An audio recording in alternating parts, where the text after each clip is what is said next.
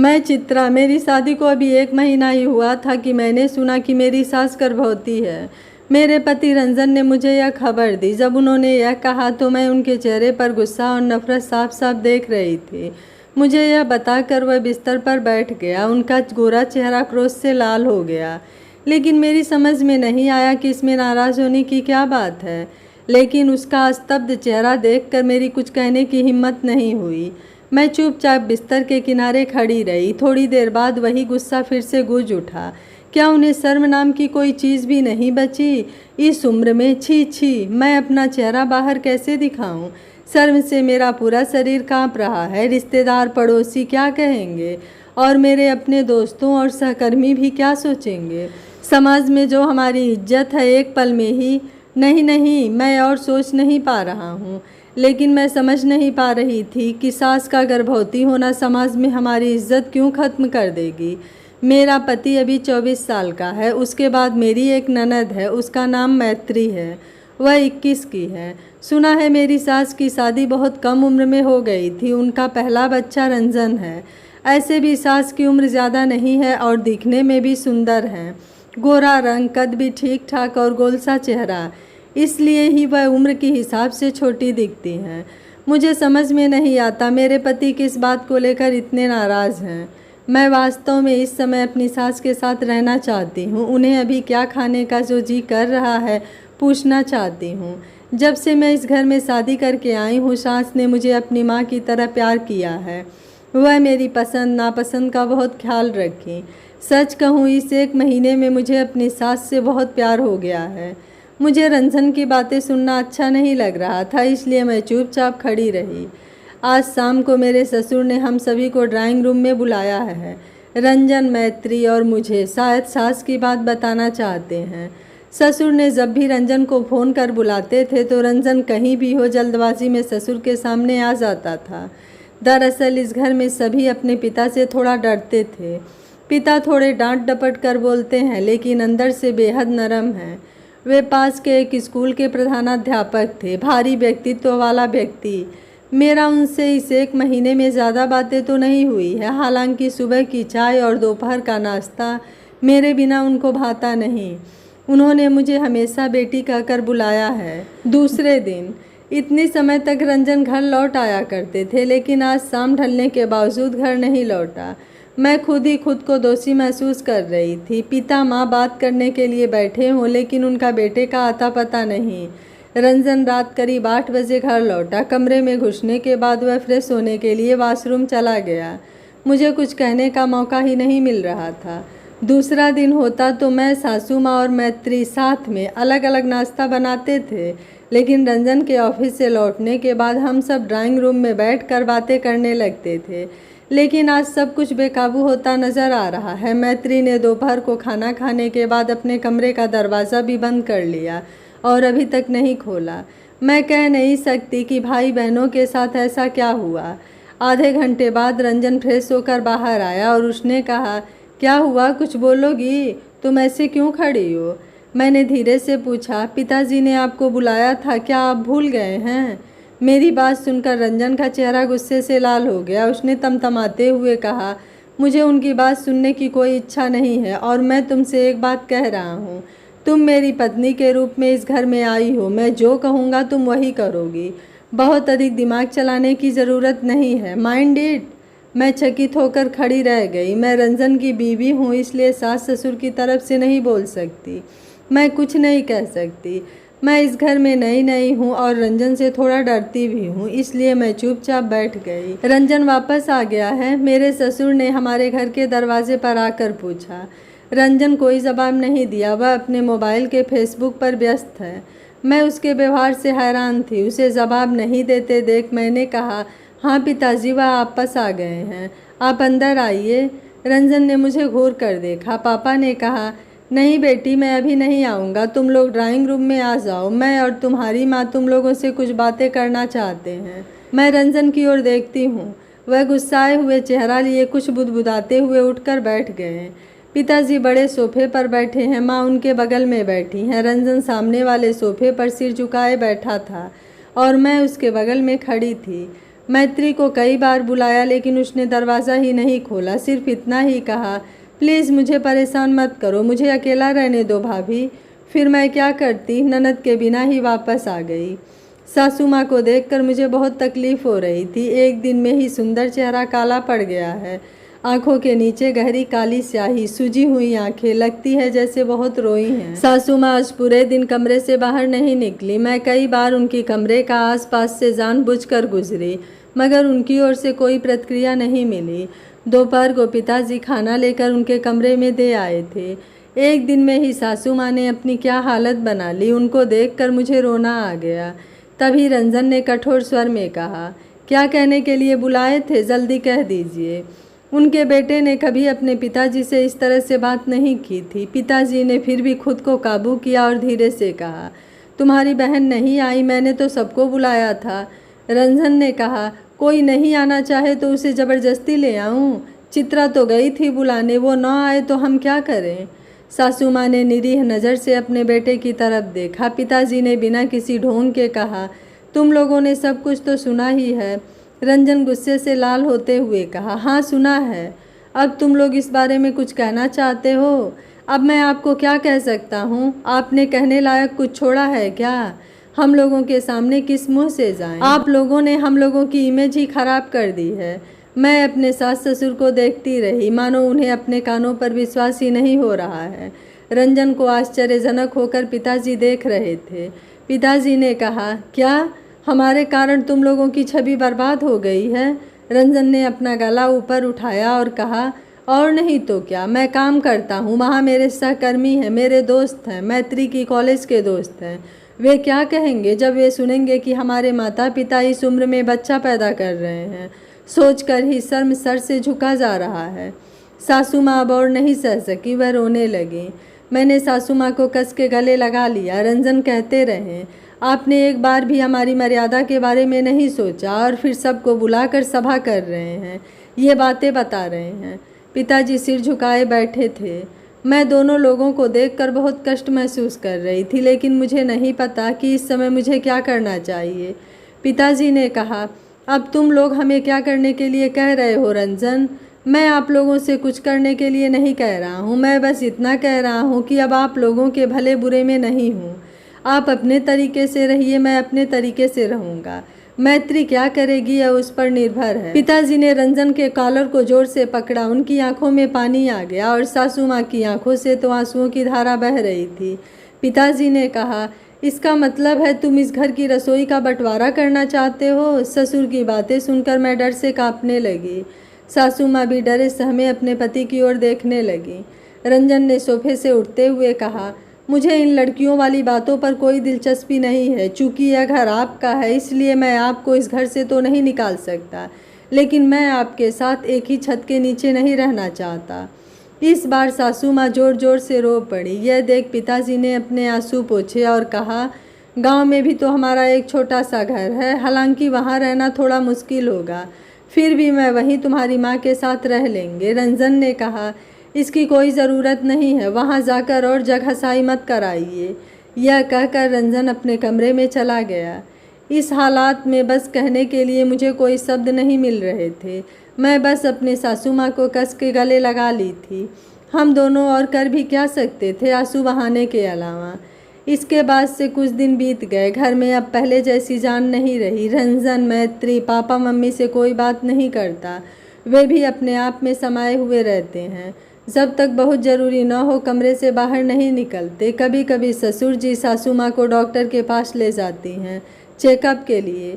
अगर किसी दिन किसी वजह से रंजन या मैत्री से उनका आमना सामना हो जाता तो वह अपने माँ बाप को गुस्से और नफ़रत से देखते, लेकिन मैं सासू माँ की सेवा करने की पूरी कोशिश करती हूँ। मैं उनकी पसंद का खाना बनाकर खिलाती हूँ, उनके बालों में तेल लगा देती हूँ, लेकिन सासू माँ में अब पहले जैसी फुर्ती नहीं रही। हमेशा अजीब ख्यालों में खोई रहती हैं। मैं और ससुर जी उन्हें खुश रखने की बहुत कोशिश करते हैं, लेकिन ज़्यादा सफल नहीं होते।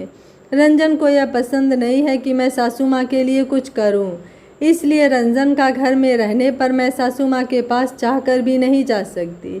इसी तरह हमारे दिन गुजरने लगे थे। लेकिन सासू माँ की जिस दिन 7 महीने की गर्भ पूरी हुई उस दिन अचानक सासू माँ की तबीयत बिगड़ने लगी। पैर में पानी जमा होने से पैर सूज गए थे, मुंह में कुछ भी नहीं ले पा रही थी, कुछ खाने से ही उल्टी हो जाती, शरीर इतनी कमज़ोर हो गई है कि ज़्यादा चल फिर नहीं सकती।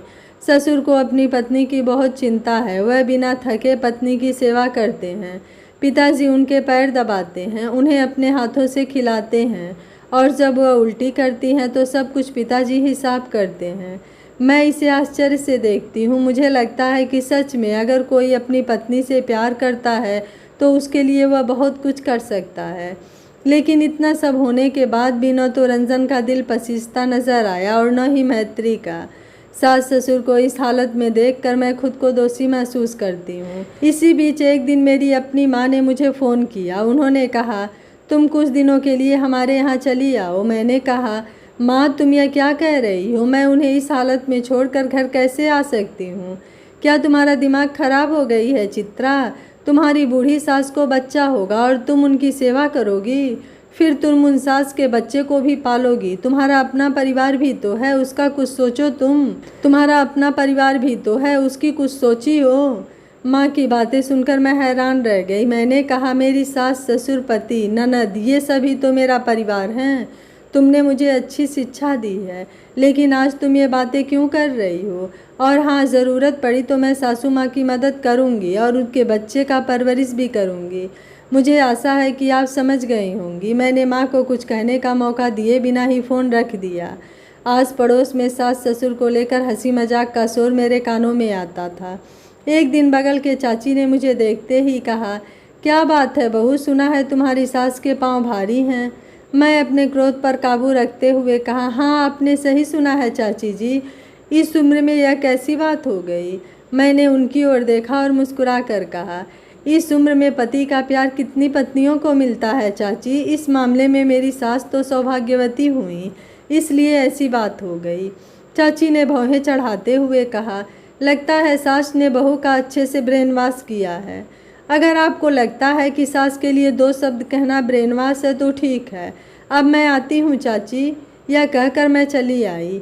हंसी का एक रोल पीछे छूट गया। चाची ने पास खड़ी और एक जन से कहा, ये दिन भी देखने थे। जवाब में किसी ने कुछ और ताने मारे जो मुझे सुनाई नहीं दिया, लेकिन मेरे कान गुस्से से गर्म हो गए। इसी तरह हमारा दिन बीतते रहा कि एक दिन अचानक शाम को मैं रसोई में नाश्ता बना रही थी। रंजन अभी तक ऑफिस से घर नहीं लौटे थे। मैत्री कुछ समय पहले ही कॉलेज से घर आई और अपने लिए चाय बनाई और कमरे में चली गई। घर में सास ससुर हैं। सासू माँ की तबीयत इन दिनों ठीक नहीं है। अस्थमा की तकलीफ़ इन दिनों ज़्यादा होती है। चेहरे में उस सुंदरता का कुछ भी नहीं बचा है।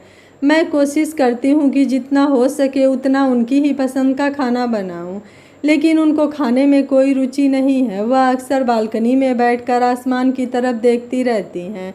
पिताजी सासू माँ का हाथ पकड़कर बैठे रहते हैं। कोई कुछ नहीं कहता। मैं उन्हें देखती हूँ और आह भरते रहती हूँ।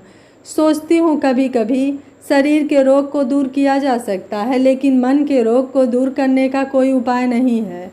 बाहर बहुत तेज़ बारिश हो रही है। सावन महीना के कुछ ही दिन हुए हैं। मैंने सोचा कि इतनी बरसात में गर्मा गर्म पूरी और छोले सबको अच्छा लगेगा। दरअसल वजह सासू माँ है, क्योंकि सासू माँ को पूरी के साथ छोले बहुत पसंद है। रंजन को भी यह बहुत पसंद है। आज मैंने सोच लिया कि पिताजी, माँ, रंजन और मैत्री को एक साथ खाने के मेज पर बिठाऊंगी। आज रंजन और मैत्री की कोई बात नहीं सुनूंगी।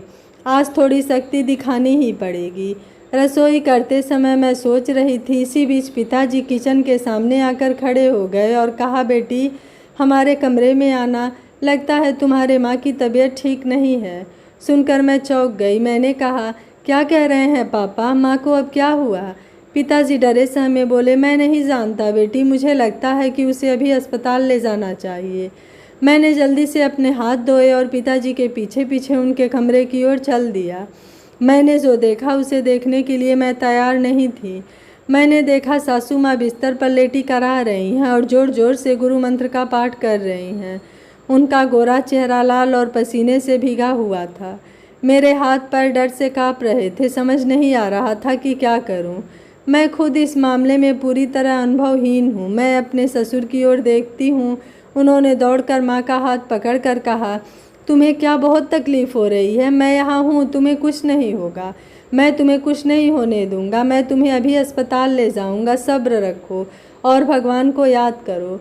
उन्हें कुछ बोलने में भी बहुत तकलीफ़ हो रही थी। सासू माँ ने काँपती आवाज़ में कहा, अगर मुझे कुछ हो जाता है तो आप मेरे बच्चे की देखभाल करना। रंजन के पिताजी माँ की बात सुनकर रोने लगे।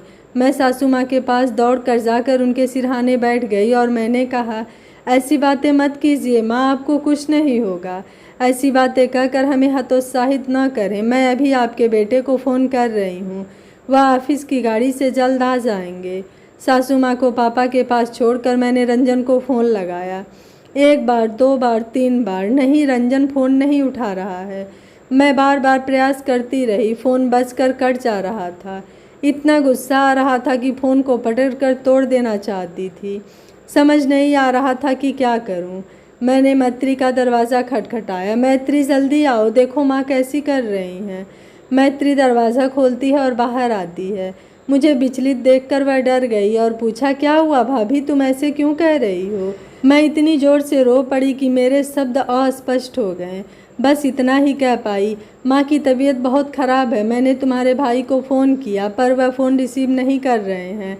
यह सुनते ही मैत्री माँ के कमरे की ओर दौड़ी और मैं पीछे पीछे। मैंने जाकर देखा, माँ की हालत और ज़्यादा ख़राब हो गई थी। पिताजी उनके पैरों के तलवे पर तेल मालिश कर रहे हैं। जब पिताजी ने हमें देखा तो वह खड़े हो गए और बोला, रंजन ने क्या कहा बेटी, क्या वह आ रहा है? मैंने कहा, नहीं पिताजी, वह फ़ोन नहीं उठा रहे हैं। मैंने कई बार कोशिश की। पिताजी ने बिना कुछ कहे कुर्ते पर चादर लपेटे कमरे से निकल गए। मैंने पीछे से पुकारा, पिताजी कहाँ जा रहे हैं आप? पिताजी ने कहा, देखते हैं कि मुझे कुछ मिलता है या नहीं, ऑटो या रिक्शा, तुम लोग अपनी माँ के पास बैठो। लेकिन पिताजी, बाहर तेज़ बारिश हो रही है, आप ऐसे में अभी बाहर कैसे जाएंगे? पिताजी ने अपनी भीगी हुई आंखें पोंछते हुए कहा, मेरे पास इसके अलावा करने के लिए और कुछ नहीं बचा है, तुम बस अपनी माँ का ख्याल रखना। यह कहकर वह बाहर चले गए। मैं फिर सासू माँ के पास आ गई। मैंने जाकर देखा, सासू माँ ज़ोर ज़ोर से काँप रही थी और बगल में बैठी मैत्री रो रही थी। मैंने पहली बार मैत्री को अम्मा के लिए इस तरह रोते देखा है। वह एक छोटी बच्ची की तरह रो रही है। मैं उसके पास गई और उसके सिर पर हाथ रखा।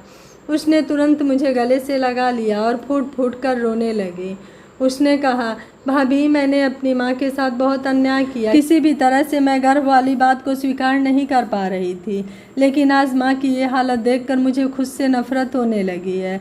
ऐसा लगता है कि इन सब के लिए हम ही जिम्मेदार हैं। क्या माँ हमें माफ़ कर देंगी? मुझे बताओ ना भाभी। माँ फिर से पहले की तरह स्वस्थ तो हो जाएंगी? मैं अपनी माँ को दोबारा चोट नहीं पहुँचाऊँगी, कभी नहीं भाभी। मैंने कहा, अब ये बातें कहने का समय नहीं है मैत्री, बस अब भगवान से प्रार्थना करो कि वह माँ को जल्द स्वस्थ कर दें। सासू माँ इस हालत में भी अपनी बेटी को देखकर मुस्कुराने की कोशिश करती हैं। उनके लिए बोलना बहुत मुश्किल हो रहा था, फिर भी माँ हाथ उठाकर मैत्री को अपने पास बुलाई। मैत्री ने एक बच्ची की तरह माँ की छाती पर अपना सिर रख कर रोने लगी। सासू माँ इस दर्द में भी मैत्री का सिर थपथपाईं। यह देखकर मेरी आंखों में आंसू आ गए। मैं बालकनी की ओर भागी और सड़क को देखती रही। मैं यह देखने की कोशिश करती हूँ कि पिताजी आ रहे हैं या नहीं, लेकिन बारिश की रफ्तार इतनी तेज़ है कि न वाहन दिख रहे हैं न लोग दिख रहे हैं। मेरी बेचैनी और बढ़ती गई। मैं रंजन को फिर फ़ोन किया। इस बार फ़ोन स्विच ऑफ आ रहा था। मेरा दिमाग अभी अब प्रेशर नहीं ले पा रहा था। सासू माँ का गोरा चेहरा दर्द से नीला पड़ गया है। एक बार वहाँ जाकर माँ को देख रही हूँ तो कभी बालकनी में आकर पिताजी का रास्ता देख रही हूँ। मैत्री ने माँ के पैरों की सरसों के तेल से मालिश करनी शुरू कर दी। मुझे अचानक लगा कि मुझे बहुत पहले ही अपनी माँ को फ़ोन करने की ज़रूरत थी। हमारा घर यहाँ से ज़्यादा दूर नहीं है। मेरे भाई के पास अपनी कार है।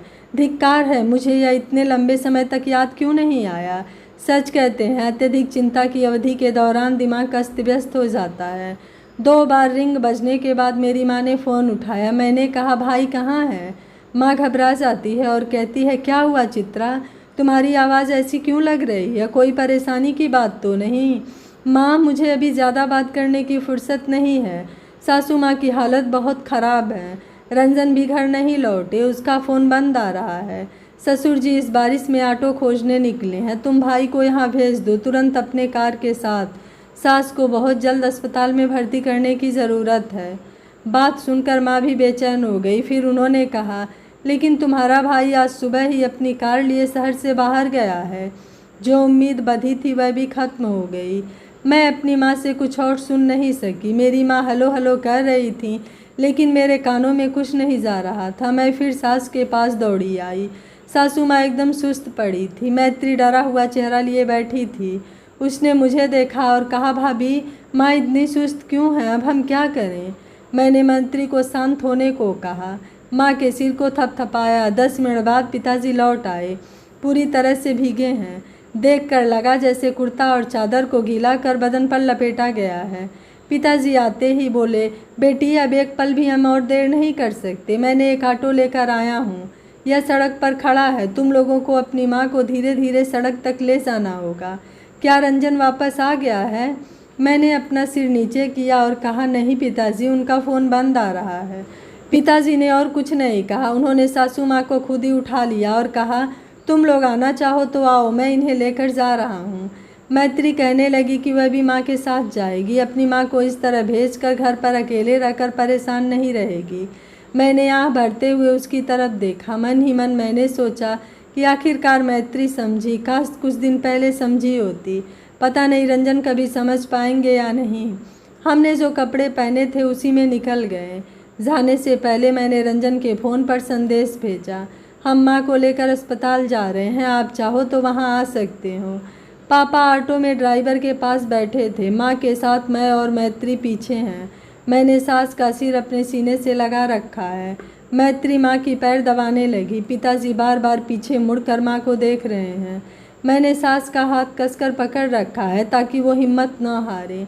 आज रास्ता इतना लंबा क्यों लग रहा है? बारिश की गति और ज़ोर हो गई। मैं सिर्फ भगवान को याद करने लगी, हे भगवान हमें जल्दी अस्पताल पहुंचा दो। करीब 25 मिनट के बाद हम अस्पताल पहुंचे। तब मेरी सास की हालत बहुत ख़राब हो गई थी। वह बोलने या चलने में असमर्थ थी और एकदम सुस्त। उन्हें अंदर ही आपातकालीन विभाग में भर्ती कराया गया और हम विजिटर काउंटर पर बैठ गए। मैत्री रो रही है। पिताजी आकर उसके सिर पर हाथ रखते हैं। उसने अपने पिता को गले लगाया। रोते स्वर में बहुत कुछ बोलती रही जो समझ में नहीं आई। पिता ने बेटी को स्नेह से बाहों में पकड़ रखा है। मैंने ससुर का हाथ पकड़ा और उन्हें कुर्सी पर बिठा दिया। आशंका थी कि अत्यधिक चिंता के कारण इस व्यक्ति को कुछ ना हो जाए। करीब आधे घंटे बाद डॉक्टर आए और मरीज के बारे में बताया कि प्री मैच्योर डिलीवरी करना होगा। नॉर्मल डिलीवरी तो संभव ही नहीं है। जितनी जल्दी हो सके सिजेरियन की व्यवस्था करनी होगी। ऑलरेडी बहुत खून बह चुका है। अगर तुरंत फैसला नहीं हुआ तो जान को खतरा भी हो सकता है। पिताजी यह सुनकर कुर्सी पर बैठे के बैठे ही रह गए, एकदम खामोश। शायद वह इस दुनिया से किसी दूसरी दुनिया में चले गए। मैंने पिताजी से कहा, पिताजी आप टूटेंगे नहीं, डॉक्टरों को अपना काम करने दे, भगवान है, माँ ठीक हो जाएंगी। पिताजी ने चुपचाप आंसू बहाए, फिर उठ खड़े हुए और अपने आंसू पोंछते हुए कहा, ठीक है डॉक्टर साहब, आपको जो उचित लगे करिए, बस एक बात, मेरी पत्नी के साथ कोई कॉम्प्रोमाइज़ मत कीजिएगा। मैं समझ गई थी कि पिताजी ने क्या संकेत दिया। डॉक्टर ने कहा, देखिए हम पूरी कोशिश करेंगे, बाकी सब ईश्वर के हाथ में है। मरीज का बच्चा प्रीमेच्योर है, उसकी डिलीवरी की तारीख अभी नहीं आई है, क्रिटिकल प्रेगनेंसी है, इसलिए हम अभी कुछ नहीं कह सकते, लेकिन हम अपना सर्वश्रेष्ठ कर रहे हैं और हम कोशिश में कोई कमी नहीं करेंगे। पापा सब कुछ चुपचाप सुनते रहे, लेकिन कुछ कहा नहीं। मैं और मेरे ससुर काउंटर पर गए और सारी औपचारिकताएं पूरी की।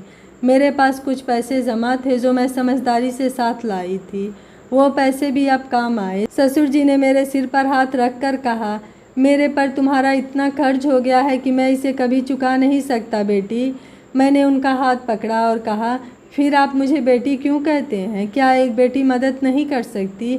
मुझे बस आप लोगों से एक ही चीज़ चाहिए, हमेशा आप दोनों का हाथ हमारे सिर पर रखिएगा, हमें कभी गलत मत समझिएगा। पिताजी कुछ नहीं बोले, बस मेरी तरफ देखा और आंसू के 2 बूंद उनकी आंखों से गिर गए। सासू माँ को ऑपरेशन रूम में ले गए हुए 15 मिनट हो चुके थे। मैं और मैत्री इंतज़ार में बैठे थे। मैत्री अनवरत रो रही थी। दिलासा देने चाहूँ तो भी दे नहीं सकती। पिताजी बैठे भी नहीं रहे।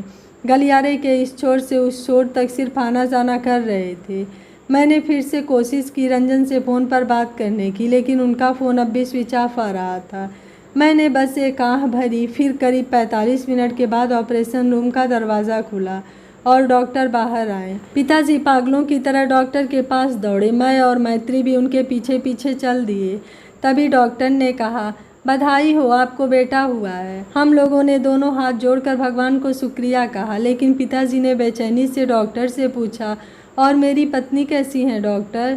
डॉक्टर कुछ देर चुप रहे। उन्हें चुप देख पिताजी और भी बेचैन हो गए और बोले, क्या बात है डॉक्टर, आप कुछ बोल क्यों नहीं रहे हैं? कुछ तो बोलिए। डॉक्टर ने धीरे से कहा, उनकी हालत बहुत अच्छी नहीं है, बहुत खून बह रहा है। हमने खून का इंतज़ाम किया है, लेकिन उनका शरीर इतना कमज़ोर है कि बॉडी एक्सेप्टेंस नहीं कर रहा है। सर्वाइवल चांस 50-50 है। इतना कहकर डॉक्टर चला गया। पिताजी कुछ नहीं कहे। वह कांपते पैरों के साथ एक कुर्सी पर आकर बैठ गए। मैं और मैत्री ने जाकर पापा के दोनों हाथ पकड़ा। अब हमारे पास भगवान को बुलाने के सिवा और कुछ नहीं था। पता नहीं कितनी देर हम ऐसे ही बैठे रहे। कुछ देर बाद नवजात के रोने की आवाज़ सुनकर मैं और मैत्री उठ खड़े हुए। नर्स एक छोटे से बच्चे को लेकर ऑपरेशन रूम से बाहर आई। मैत्री के पास सासू माँ की एक दुपट्टा थी, लेकिन यह देखकर कि वह आगे नहीं जा रही हैं, मैं उसके हाथों से दुपट्टा लेकर भागी। बच्चा रो रहा है। मैंने अपने सास के दुपट्टे से उसे लपेटा और उसे अपनी गोद में ले लिया। अजीब बात है, माँ के कपड़े की महक लगता है। बच्चा पल भर में पहचान गया और वह चुप हो गया। छोटी नन्ही हाथों से दुपट्टा पकड़कर उसने पलकें झपकाई और मेरी तरफ देखा। मैं उसे देखकर मुस्कुराई। मैत्री भी तब तक मेरे पास आ चुकी थी। मैंने कहा, क्या तुम इसे गोद में नहीं लोगी? मैत्री ने धीरे से कहा, पहले पापा को दिखाओ भाभी। मैं पिताजी के पास गई। वे अभी भी बैठे हुए अंतरिक्ष में देख रहे थे। पिताजी, मैंने पुकारा और पिताजी ने मेरी तरफ देखा। मैंने दुपट्टे में लपेटे हुए बच्चे को उनकी ओर बढ़ाया। पिताजी कुछ देर तक उसे देखते रहे। फिर वह उठ खड़े हुए और उसे गोद में लेकर ज़ोर ज़ोर से रोने लगे। उन्हें रोता देख मैं और मैत्री भी अपने आंसू नहीं रोक पाए। बच्चे को भी लगने लगा था कि वह पूर्ण निर्भरता की शरण में आ गया है। बच्चा चैन की नींद सो गया। पिताजी ने उसे गोद में लेकर आसमान की ओर देखा। करीब 1 घंटे बाद डॉक्टर आए और बताया कि सासू माँ को केबिन में भेज दिया गया है, लेकिन उनकी हालत बेहद नाजुक है। स्लाइन चल रहा है। वह आप लोगों से मिलना चाहती हैं। मैंने रंजन को फ़ोन किया। अब रंजन ने फ़ोन उठाया। उसने कहा कि वह अभी अभी ऑफिस से लौटा है। उसे ज़रूरी काम से ऑफिस से बाहर जाना पड़ा था और उसका फ़ोन का चार्ज ख़त्म हो गया और बारिश की वजह से घर लौटने में देर हो गई। घर आते ही उसने फ़ोन चार्ज किया और मेरा टेक्स्ट देखा। मुझसे पूछा, माँ की तबीयत अब कैसी है? तो मैंने उसे सब कुछ बताया। मैंने कहा, अब जल्द से जल्द यहाँ आइए। रंजन ने कहा, मैं अभी आ रहा हूँ। मैं केबिन में जाकर माँ को देखकर हैरान रह गई। हालांकि उनका चेहरा काफ़ी सुस्त नज़र आ रहा था, फिर भी लुक में कुछ ऐसा था जो मोहित कर गया। बहुत दिनों बाद सासू माँ के चेहरे में ये खूबसूरती देखी। न जाने क्यों मेरा सीना एक अनजाने डर से काँप उठी। मैं सासू माँ बोल नहीं पा रही थी। ऊपर से हाथ में स्लाइन की सुई लगी हुई थी। फिर भी वह इशारों से अपने नवजात बच्चे को अपने पास बुलाई। मैं बच्चे को लेकर आगे गई। उन्होंने बड़ी करुणा से बच्चे के सिर को थपथपाया, फिर उसके माथे पर हल्का सा किस करके मेरे हाथ को पकड़ी। फिर उन्होंने धीरे से कहा, सावन की तेज़ बारिशों की धारा की रात मेरे पुत्र का जन्म हुआ, उसका नाम सावन ही रखना। मैं चेहरे पर हल्की मुस्कान लिए सहमति दी। फिर उन्होंने बहुत धीरे से कहा, तुम मेरी अच्छी बेटी हो। मैं इसे तुम्हारे पास छोड़े जा रही हूँ। इसे देखना, लापरवाही मत करना। फिर मुझे वहाँ जाकर भी चैन नहीं मिलेगा। मेरी छाती काँप उठी। सासू माँ कहाँ जाने को कह रही हैं? हमें छोड़कर कहाँ जाएंगी? मुझे कुछ कहने का मौका दिए बिना उन्होंने मैत्री को पास बुलाया। मैत्री पास आई और रो पड़ी। माँ ने उसके सिर को थपथपाया और कहा, बेवकूफ़ लड़की, रो मत, अपनी माँ को माफ़ कर देना। तुम लोगों ने मेरी वजह से अपना सम्मान खोया है। तुम्हारा गुस्सा मुझ पर है, लेकिन ये मासूम बच्चा तुम्हारा अपना है। इसमें उसका कोई दोष नहीं है। कभी उसकी उपेक्षा मत करना। मैत्री ने मुझसे रोते हुए कहा, भाभी, माँ यह क्या कह रही हैं? मुझे कुछ समझ नहीं आ रहा है। माँ कहाँ जाएंगी? बोलो ना भाभी। और वह चिल्लाने लगी। मैंने कांपते हाथों से मैत्री को गले से लगा लिया। पिताजी बहुत देर तक दरवाजे के पास सिर नीचे किए खड़े रहे। सास ने धीरे धीरे जो भी हमें कहा, पिताजी ने कुछ नहीं सुना। सासू माँ ने कहा, रंजन नहीं आया। मैंने सिर झुकाकर कहा, वो आ रहे हैं, रास्ते में हैं। सासू माँ मुस्कुराई। फिर उन्होंने कहा, मुझे तेरे पिताजी से कुछ कहना है, तुम लोग बाहर जाओ, बच्चे को मेरे पास रहने दो। मैत्री अपने माँ के पास से हटना नहीं चाहती थी। मैं उसे बलपूर्वक बाहर ले आई। हम नहीं जानते कि माँ और पिताजी क्या बात कर रहे थे। 5 मिनट ही हुआ होगा, पिताजी पागलों की तरह केबिन से दौड़ते हुए बाहर की ओर भागे। हमने उन्हें पीछे से पुकारा, लेकिन पिताजी ने कुछ नहीं सुना। 1 मिनट बाद वह डॉक्टर को साथ लेकर लौटे। हम भी उनके पीछे पीछे गए। डॉक्टर ने सासू माँ को चेक किया और कहा कि माँ अब इस क्रूर दुनिया में नहीं है। रात 12:50 पर सासू माँ हमें हमेशा के लिए छोड़कर चली गईं।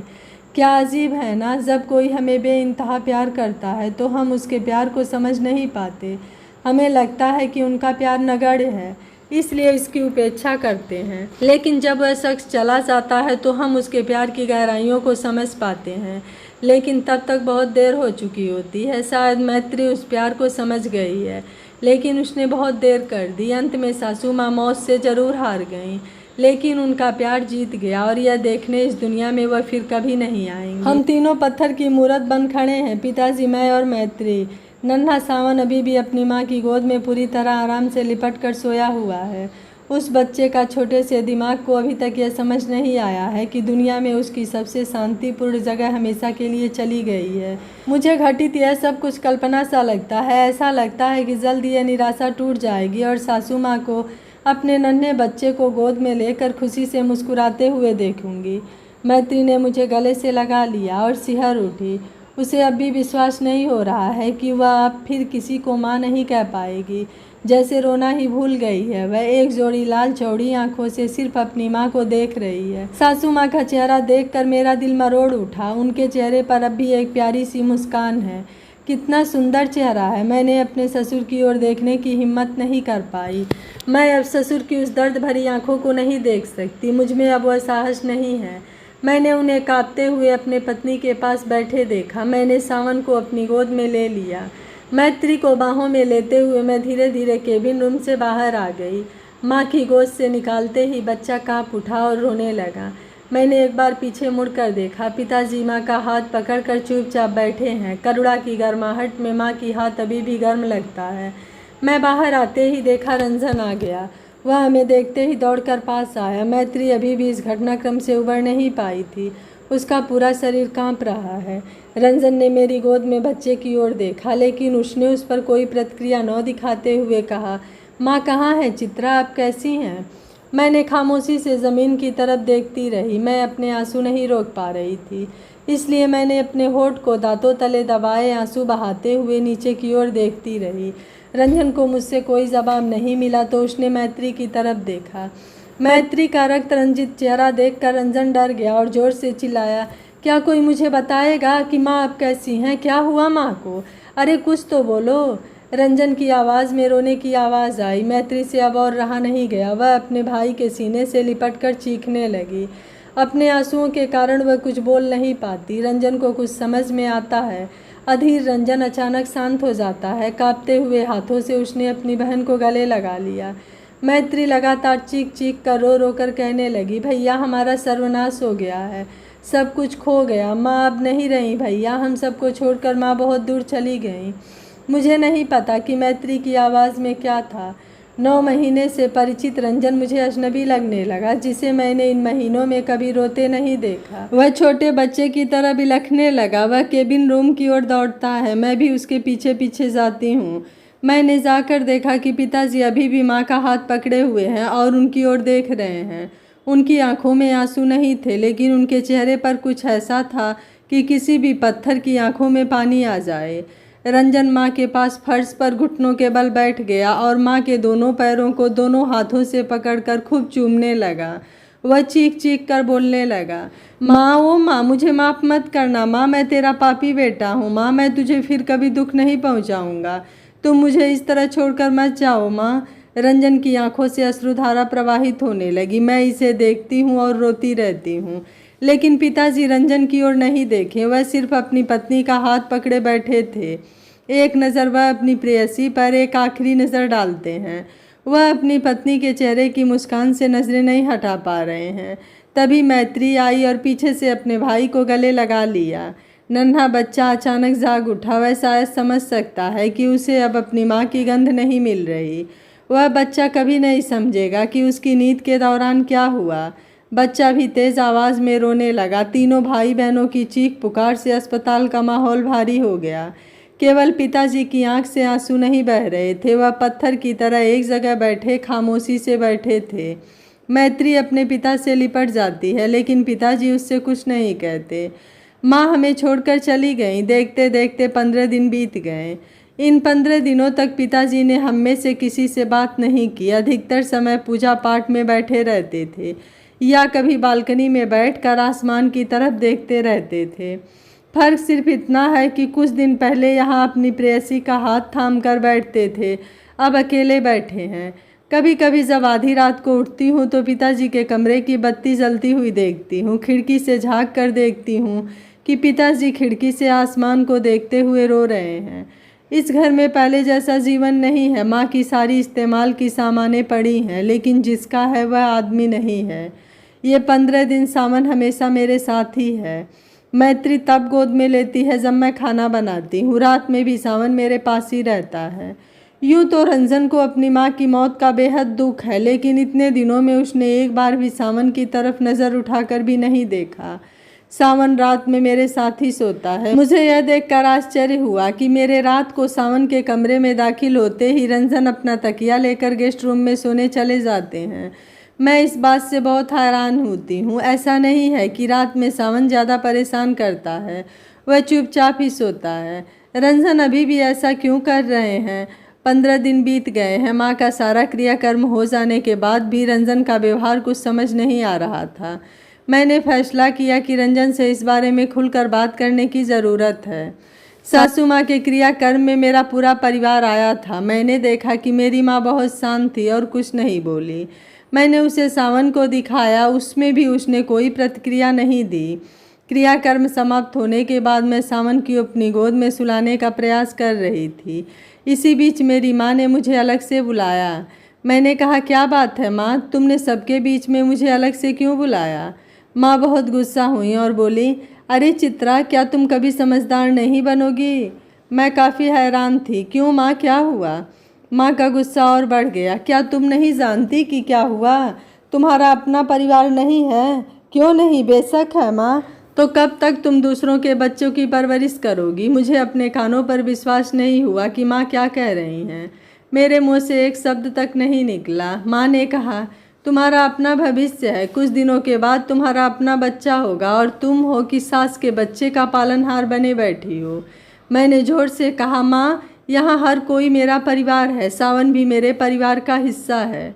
तो फिर रंजन अलग क्यों सोता है? मैं हैरान थी। माँ को कैसे पता चला कि रंजन अलग सोता है? देखो चित्रा, मैंने रंजन से बात की है। वह खुद नहीं चाहता कि तुम इस बच्चे को पालो। मैं आश्चर्य की सीमा तक पहुंच गई थी। मुझे लगा कि रंजन अपनी माँ की मौत से थोड़ा सुधर गया होगा, लेकिन नहीं, वह सुधरने वाला आदमी नहीं है। मेरी माँ को उसने सारी शिकायतें दर्ज करा दिया। मैं इस नन्हे नवजात को किसके पास रखूँ माँ? क्यों, तुम्हारे ससुर हैं, ननद है, वे रखेंगे। सारी जिम्मेदारी तुम्हारी है क्या? ससुर की उम्र हो गई है, इसके अलावा वह एक आदमी है।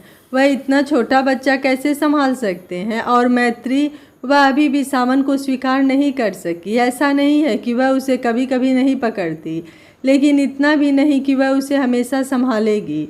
तो सारी जिम्मेदारी क्या तुम्हारी है? मुझे कुछ समझ में नहीं आती। यह सब तुम्हारे ससुर और ननद की चालाकी है। तुम भोली भाली हो, इसलिए तुम्हारे कंधों पर सब कुछ डाल दिया। सौभाग्य से रंजन ने आज मुझे सब कुछ बता दिया, नहीं तो मुझे तो पता ही नहीं चलता। मेरी माँ ने जो कहा उसे सुनकर मैं बहुत हैरान परेशान हुई। मैंने ऊंचे स्वर में कहा, माँ, तुम शायद नहीं जानती, मरने से पहले सासू माँ ने मेरा हाथ पकड़कर मुझसे सावन की देखभाल करने का अनुरोध किया कि उसे उपेक्षित नहीं करना। मैंने एक मृत्यु शैया पर पड़ी औरत से वादा किया, मैं उस वादे को ज़रूर निभाऊंगी। ठीक है, अगले 2-4 साल तक मेरे पास रहेगा, फिर जब यह बड़ा होगा तो अपने पिता के पास रहेगा, लेकिन अभी मैं इतने छोटे बच्चे को किसी और के पास नहीं रखूँगी। तो तब तक क्या रंजन अलग रहेगा? मैंने तो उसे अलग रहने के लिए नहीं कहा माँ, मैंने धीरे से कहा। माँ गुस्से से उठी और बिना कुछ कहे चली गईं। उस रात मेरा रंजन से काफ़ी झगड़ा हुआ। जैसे ही मैं सावन को लेकर कमरे में आई, रंजन ने कहा, मैं इस बच्चे को अपने कमरे में नहीं रहने दूंगा। फिर ठीक है, मैं भी इस कमरे में नहीं रहूंगी, मैं दूसरे कमरे में जा रही हूँ। क्या सावन के आने से रंजन और चित्रा का रिश्ता टूट जाएगा? क्या रंजन कभी भी अपने माता पिता के रिश्ते को समझकर सावन को अपना पाएगा? रंजन क्या अपने माता पिता के रिश्ते की सच्चाई से अनजान था, और क्यों? आखिर रंजन के माता पिता की शादी नहीं हुई तो यह बच्चा किसका था? चित्रा के ससुर इस बच्चे को अपना नाम क्यों दे रहे थे? इन सभी सवालों का जवाब जानने के लिए सुनिए कहानी का अगला भाग। अगर आप इस कहानी का अगला भाग सुनना चाहते हैं तो कमेंट में यस लिखना बिल्कुल मत भूलिएगा। वीडियो पसंद आया है तो वीडियो को लाइक, शेयर एंड चैनल को सब्सक्राइब कर लीजिएगा। Thank you for watching. मिलते हैं कहानी के अगले भाग में।